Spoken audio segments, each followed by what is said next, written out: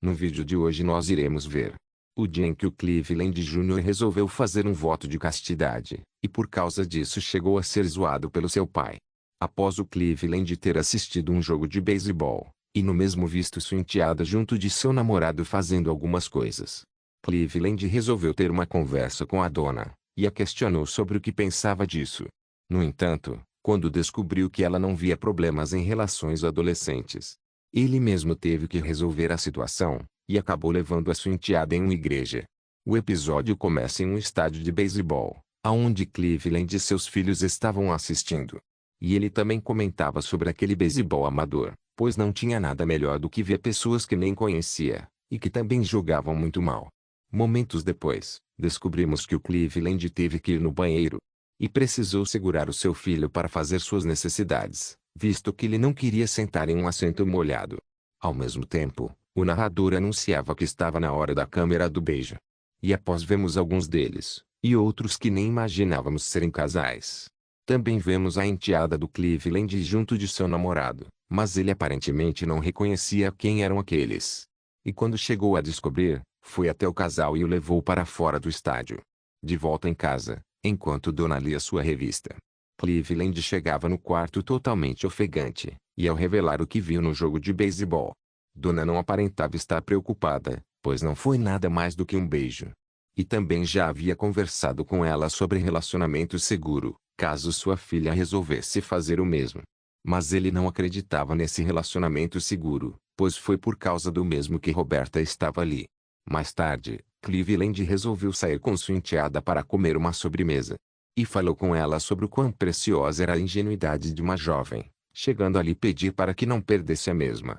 Nesse momento, Roberta o lembrou da conversa que ele teve com seus amigos, em que estavam se gabando por terem se relacionado com várias mulheres.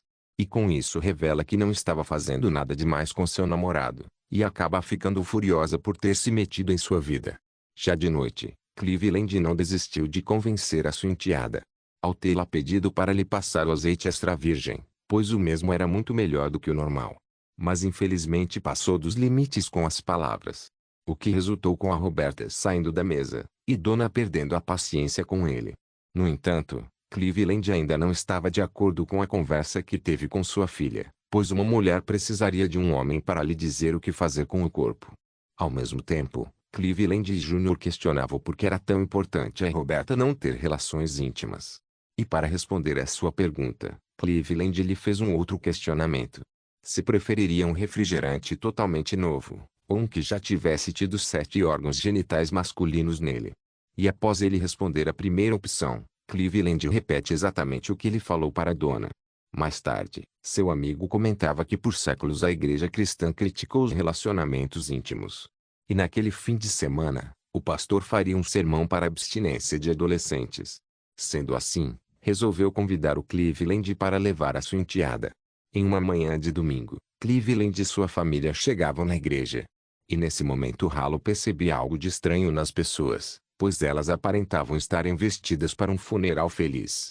Além disso também fez uma ligação importante, e logo foi lembrado que seu telefone era feito de chocolate. Você é feito de chocolate. Foi mal, Michael. Fala aí. Michael, caramba, ele desligou. Momentos depois, o pastor dava início ao sermão para a abstinência, falando sobre os relacionamentos íntimos de adolescentes, e que poderiam causar vários fatores, como por exemplo a gravidez, o ganho de peso e também um pouco de ignorância. Mas felizmente havia uma esperança, em que os jovens poderiam fazer o voto de castidade. E assim teriam que viver sem as relações íntimas com outro ser humano. Durante isso, o pastor resolveu questionar quais daqueles jovens fariam o voto de castidade. E após vemos algumas garotas realizando o mesmo, e Cleveland insistindo sua enteada para que também fizesse. Cleveland Jr. foi quem resolveu fazer o voto de castidade.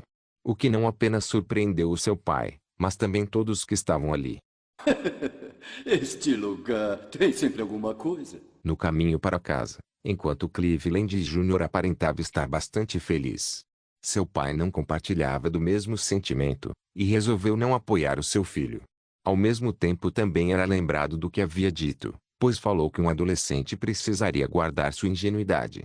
E aquele mesmo constrangimento ocorreu no trabalho, aonde seus amigos faziam piadas com ele por causa do seu filho. Um tempo depois, naquele mesmo local onde conversou com sua enteada, Cleveland falava com seu filho sobre o voto de castidade, e que um garoto teria que se relacionar pela primeira vez com uma garota que o amasse. E novamente passou dos limites com as palavras. Momentos depois, Cleveland levou o seu filho até um centro de convenções. E lhe mostrou como terminaria caso escolhesse continuar com o voto. E ao mesmo tempo em que não gostava daquelas coisas, Cleveland também acabou não resistindo. De volta em casa, ao presenciar aquele momento bastante curioso, Cleveland pede ao seu filho para que fosse embora, e então resolveria aquela situação. Nesse momento, após a sua enteada implorá-lo para que não fizesse nada com ele, Cleveland teve uma conversa com seu namorado, e o pediu para que desse alguns conselhos ao Cleveland Jr. Pois além de se dar bem com as garotas, também tinha quase a mesma idade do seu filho. Vendo isso, o garoto resolveu se aproveitar da situação, e conseguiu fazer um acordo com o Cleveland.